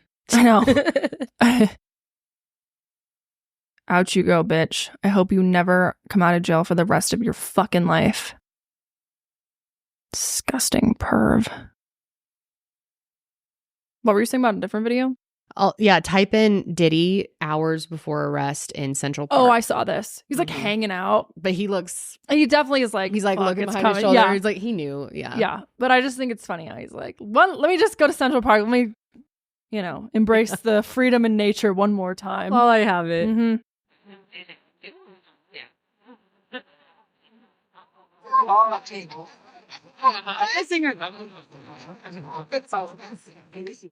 They should have arrested him there. That would have been even more entertaining. That would have been in front of all those people. He's like looking around all sus. Yeah, that's it. Yeah, just hours before. Huh? He's pleading not guilty, of course. Of course. Says, I ain't guilty. Of what? Fuck. Guilty of what? Just like he said in his Instagram story video. Remember he made his like little apology? Oh, yeah. Oh, yeah. What was that? God. He's vile. Vile. It's another one. Did we already say vile? Yeah, vile. Several times. Got it. Well, he is vile. Fucker. Anyways, Damian Williams, who is the U.S. attorney for the Southern District of New York, who brought on the indictment, wrote a letter to a U.S. magistrate judge giving the reasons why Diddy should be held in jail until his trial. Because, of course, he's trying to get out on bond, which he keeps getting denied for, thank God. But they say dozens of victims and witnesses have provided detailed, credible, and corroborated information against the defendant. These individuals include many who personally experienced and witnessed violence and other crimes at the hand of the defendant. And yeah, so his lawyers were like, can he be on bond? And they were like, no. They must have known that was not going to happen. Yeah. He offered, what was it, a $500 million? The 55 million, something ridiculous. No, there's no amount of money worth your freedom. I hope, I don't know, I was talking to my dad. He's like, I kind of think he will get out on bond for now. And I'm like, really? I don't think so. I don't think he's going to either. No, disgusting. And he's being held at this like horrible detention center. The Metropolitan, that's right, in Brooklyn. It's known for being very, very dangerous. It's known for being very understaffed. Like, the conditions are fucking bad. R. Kelly was there. Ghislaine Maxwell. Disgusting. No, R. Kelly's disgusting too. Fetty Wap. Fetty Wap? Yeah, you didn't know about Fetty Wap? Oh, yeah, I did. Yeah, he went down for drugs. You're right. I always did love Fetty Wap though. Yeah, Fetty Wap. 35 didn't learn. What? Which one was that? What's that? Isn't it 39, 68 or something? Oh, yeah. 39, 68. I don't know. Hey, I say, hey, what's up? Hello. Oh, yeah. Oh, yeah. I used to love that song. I know. On the flow. I'll be in the club cooking pies with my baby. Hey. That song I forgot. Was it in the club? I think it was kitchen. Sorry. I'll be in the kitchen. He's in the club. Pause. It's notorious for having horrible living conditions, violence, power outages. Michael Cohen actually was an inmate at this prison in 2020. He said, waking up on a steel bed with a 1.5-inch mattress, no pillow, and an 8 by 10 foot cell that I can assure you is disgusting. No. Good. That's exactly where you belong, you sick bitch. Sick bitch. As in Diddy is a sick bitch. So is Michael Cohen. Yeah, that's true. He's Trump's former lawyer, if you don't know, but yeah, he's a piece of shit. Yeah, he is. So one attorney, Nima Rahmani, said that he does not expect Diddy to enter a plea deal after pleading not guilty. He explained that considering that sentences for the charges against Combs range from 15 years to life in prison, hopefully he's getting life in prison to go, quote, Diddy is not going to take any deal where he is going to spend decades in federal prison. So yeah, like you said, if he's convicted, he could serve life in prison with a minimum of 15 years for the 3 felony counts he's facing. Sick ass. I mean, there's so much evidence. I really so think much. He's going to end up in life in prison. Or Yeah. I'm going to be very upset. Oh, if he gets off like without that is such a injustice. Yeah. Yes. That of everyone who he has wronged, which is so many people. So many people. Ugh. God, I saw a clip the other day too of The Apprentice. So this clip, it doesn't say who exactly this person is. She's a contestant on Donald Trump's The Apprentice. Is obviously a very old clip. I'm not sure. It doesn't say. Maybe Aubrey O'Day? Not completely sure. Someone can let us know, but just listen to this. I'm a very strict and focused businesswoman because working for Diddy for 6 years trained me to have to be perfect. Working for Diddy? Absolutely. I love Diddy. You know, he's a good friend of mine. He's a good guy. Is he a good guy? I don't want to answer that Oh, question. wow. I think he's a good guy. I'm going to stick up for him. I'm going to stick up for him. Okay. Not surprising. No. So remember that video that was going around back when this was all starting to unfold of him horrifically abusing Cassie. Chasing her through the hotel, throwing her on the ground. It is so We talked about disturbing. that clip on this show too. I remember we Yeah. Okay. I'm pretty sure. Well, anyways, and we were talking about how someone probably paid, or Diddy was probably paying someone off to make that clip of him disappear because all of a sudden it just came out of nowhere. Well, it was revealed in the indictment that Diddy, in fact, paid off the hotel workers to make the clip disappear. And Diddy said he couldn't function without his chief of staff, Christina Coram, who was being called the Ghislaine Maxwell to his Jeffrey Epstein. Yeah, 100%. She was very instrumental in his freak-offs, which that whole thing is disgusting. Yeah, I'm sure most of you know the term freak-offs. And now it's becoming like a meme on social media, freak-offs. Yeah. Yeah, it's disgusting. Yeah, I don't want to get into She all the supposedly details of it, knew but everything that was going on. They called her the manipulator in chief. It's just, Well, she booked everyone and she's the one that found Exactly. like the sex workers and everything too. Well, sometimes Cassie had to do that too. He'd make her do it. Yep. Yeah. And just to note, Christina has not been arrested or charged with anything yet, but I'm sure it's coming. we'll see what happens. I hope it's coming. People have also been talking about Justin Bieber a ton because he was very close with Diddy, especially when he was like a young teenage boy. There's old creepy ass clips of him being like, oh, Justin and I are hanging out. Yeah. And we showed a lot of that on Mile Higher too. Yeah. People Magazine, once again, these fucks, they posted today something about Justin. I'm like looking at their page now. I'm not seeing it, but it was, I know I saw it this morning. Maybe they deleted it because they were getting shit on it, but it was just a random picture of Justin. It was like, Justin says that after the Diddy arrest, he is focusing on his wife and baby. Why are you even fucking continuing to bring this? I'm sure, dude, that's how you get the views. Suck.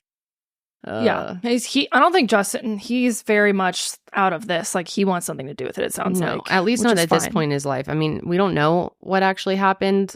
You know, yeah. I assume probably not great things, but like it's not anyone's information. And there were so many people commenting on this People post that like he needs to come forward with the truth and tell his story and be fuck you. Yeah, he does not owe you anything, dude. He could never speak about this ever, and that's completely fine.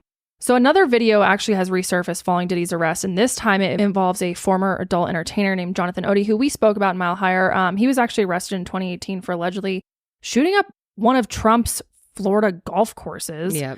And he was telling cops during his interrogation that he had allegedly been Diddy's sex slave. He talks about how he says, quote, "I had sex with Cassie and Sean." And just he went into more detail about it. It's really sick, honestly, and you can find it online if you want to hear about it. But yeah, a lot of his allegations were never really taken seriously and were dismissed. But obviously, starting to really have a strong resemblance to the claims in the indictment. Also, former Danity Kane member, which I loved Danity Kane growing up, Dawn Richard, she ended up suing Diddy. Just recently, September 10th, she filed a lawsuit against Diddy alleging that he assaulted her, deprived her of food and sleep, and refused to pay her adequately, which, really aligns with many other people's stories. So. Yeah. And she says that she witnessed Diddy physically abuse his former girlfriend, Cassie, multiple times. She also said that he and associates would engage in illegal drugs and sexual acts with underage girls. Disgusting. And yeah, they met during Making the Band. Didn't you say that that was like one of the worst shows ever? No. Making the Band was like MTV, and that was a long time ago. I'm talking about The Four. Oh, right. That's it was like an attempt to be The Voice. I think there's only 2 seasons of it, but that's when I really started hating Diddy because he fucked over Javaya, and I loved her. I remember so much. that vividly well. I slammed the TV remote down. I was like, fuck this show. Fuck Diddy. Yeah. She said that such an arrogant prick. Her and other bandmates were forced to rehearse for up to 48 hours with no rest or food, and that she lost a significant amount of weight. And started getting rashes from the microphone pack that she wore on her back while filming. And she said that this is disgusting. Diddy would come into her dressing room unannounced while she was working with her stylist and would like start touching her different body parts. And she also claims that Diddy would regularly ask her to strip down to her underwear during rehearsals and would smack her on the ass and would hold meetings while he would only be wearing his underwear. It sounds like some... Ugh, just disgusting. It's really interesting that he called his little shenanigans freak offs, because he could not be more of a freak. Like, in every sense of the word. Freak. You are a motherfucking freak. Yeah. Also, September 19th, very recently, former Bad Boys Records rapper Shyne, who is kind of Diddy's protege, reflected on what happened when he was out at a nightclub with Diddy in New York in 1999. His real name is Jamal Michael Barrow, and he's actually now a politician who serves as the leader for the opposition in the Belize House of Representatives and is also a prominent figure in the Belize United Democratic Party. So super cool career change there for him. Yeah. But he is reflecting on that night, saying it destroyed his life. On December 27th, 1999, he was out with Diddy and his girlfriend at the time, Jennifer Lopez, at a nightclub in New York City, and a fight broke out reportedly between Diddy, Shyne, Matthew Allen, aka Scar, after Diddy knocked a drink from a man's hand and someone tossed money in Diddy's direction, and then Diddy fired 3 shots into the ceiling of the club, and bystanders were injured, which we did get into this on Mile Higher. Shyne says that he was trying to defend Diddy, and then Diddy turned around and called witnesses to testify against Shyne. J-Lo and Diddy fled the scene, but were later arrested and charged. Yep. J-Lo's charges were dropped, but the ones against Diddy, Shyne, and Scar took. And it, destroyed his life for a long time. Because he was convicted of assault and reckless endangerment and was sentenced to 10 years in prison. And he served almost 9 years before being deported back to Belize in 2009. Yep. But yeah, what a success story for him, though, since after going through so much. Really, really cool. Yeah. Then, of course, there's J-Lo, who was dating him between 1999 and 2001, so for a few years. And Lil Rod's, who we talked about in Mile Higher a lot, lawsuit mentioned the situation with Shyne, alleging that she transported the illegal firearm used in the shooting and that Diddy forced Shyne to take responsibility. So people are like... I'm pretty sure she was just carrying it in her purse. Yeah. People think like those who had some type of connection to Diddy are going to be testifying against him. And is that because perhaps they had some involvement and, you know, if they're willing to like help out the case, then they would be presumed, you know, innocent or given not. some type of immunity type situation, possibly, or she'll just be asked to testify regardless, just subpoenaed.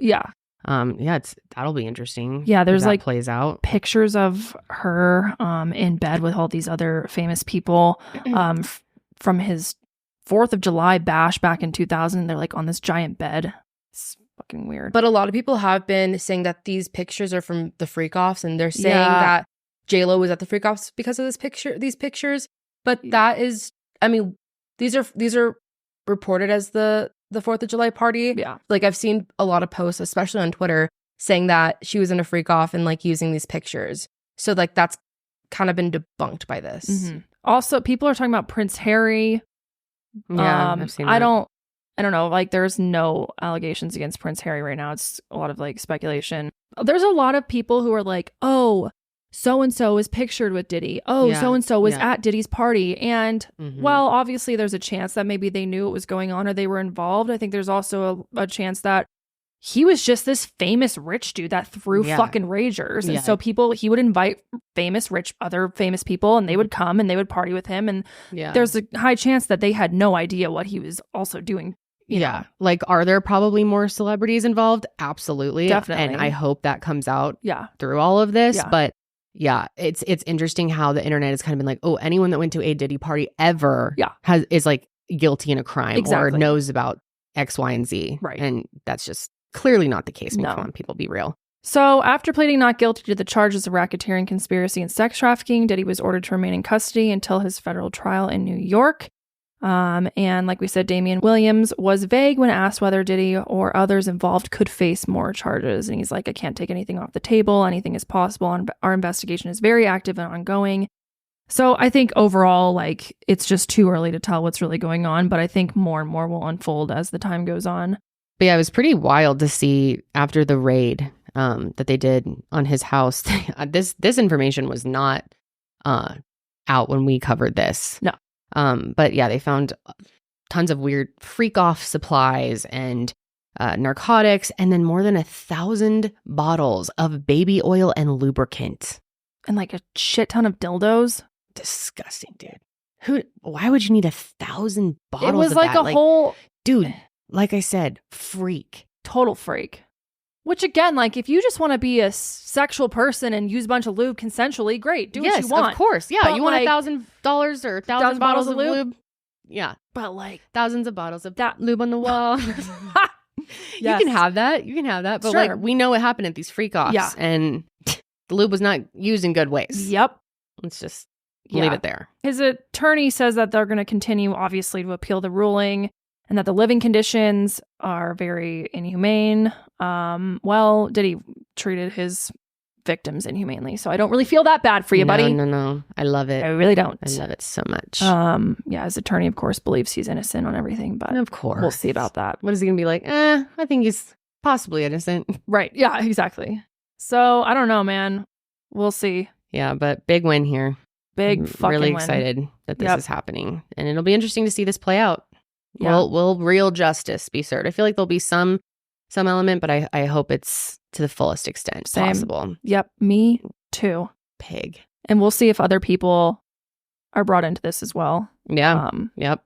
But for now, obviously, it's just him. We'll keep an eye out. It is. Well, we wanted to leave you guys with a little bit of a happier story after we just talked about some heavy things. This is just so funny. We had to talk about this. These are dogs who are posing as pandas, and not by choice. Okay? They're imposter pandas at the zoo. This is a zoo in China that has been accused of trying to deceive their visitors with a pair of dogs who are dyed black and white made to look like pandas. Which at first, they kind of do. Yeah, like at first glance. At first glance. I came across this video and sent it to them the other night. Yeah. Josh and I were both like, wait, The Is fuck? that Is that true? a Yeah. fucking dog? Let's watch the video. Yeah. They're like panting. Panting. It's so ridiculous. At first, I didn't even believe this was real. Honestly, it looks like a great environment for the little dogs. Yeah, they're like got some grass, this is sweet. A little water pool. But dude, even they dyed around their eyes. It's like, or maybe they had darker eyes to begin with. I don't know. But it's so obviously dogs. Oh, how long did this go on? Chow chows. Okay, when you look at the chow, it's like so obvious. That's exactly what is going on. They're so cute. There isn't like a ton of information available on this because it is in China and a lot of the reporting is in Chinese and we couldn't understand. But and also like, well, they admitted to it. Yeah, they were like, yeah, you got us. Yeah, they're dogs. Whoopsie. It's like it's China too. Shouldn't there be like that's what I want to know. What was the reason? Did you guys? The pandas were sick and you like dubbed in the dogs for a day, or you didn't have any pandas, so you've just been lying. How this long whole has time? this been going on? Right, maybe these are the details I want to know. If anyone knows about the rest of the story, story just broke when we're recording. I need to know the full story behind this. I am curious. Look at this is the best picture. I know, like clearly a dog. He's so cute, dude. He's so cute. Chow chows are so fucking cute. They really are. But I've heard they're kind of like grumpy sometimes. Yeah. They must eat around 26 to 84 pounds bamboo every single day. Yeah. Mm-hmm. Yeah. They're always eating. They're busy. Wow. They have a lot. And they're rolling fill those around. donks, you know? So cute. Anyways. I love this sentence. Zoo officials admitted to the Chinese state media that they were chow chows painted black. They're like, so sorry. Look at the picture I put at the bottom of this little Lisa Frank dog. Oh my gosh. I've seen people dye their dogs. Is that safe to do? There's pet there's dye. Right. Okay. For like Halloween or something, that'd be fun. It'd be so fun. Our grandpa put his dog in his nursing home's costume contest for Halloween. Remember that? Yes, he did. Wasn't he a bottle of Jack Daniels or something? Yeah, because his name was Jack, and he was like, had a little top hat on, and he had like a little Jack Daniels shirt on. It was so cute. I think he won. Grandy's like last year too, so it was a big last win for year. him. It was like his great last memory year at the before end. He started declining. Yeah, it was really cute. Anyways, all right, guys, that's gonna be it for us. Thanks for hanging out with us. We definitely want to hear your feedback on, everything we covered, but I'm really curious to hear what you think about Child Star, or if you're going to watch it. If you've already watched it, I'd love to hear your thoughts. Yes. Again, just so well done. Nothing but praise for it. Yeah. That's it. We will see you on the next session. But until then, keep it fresh.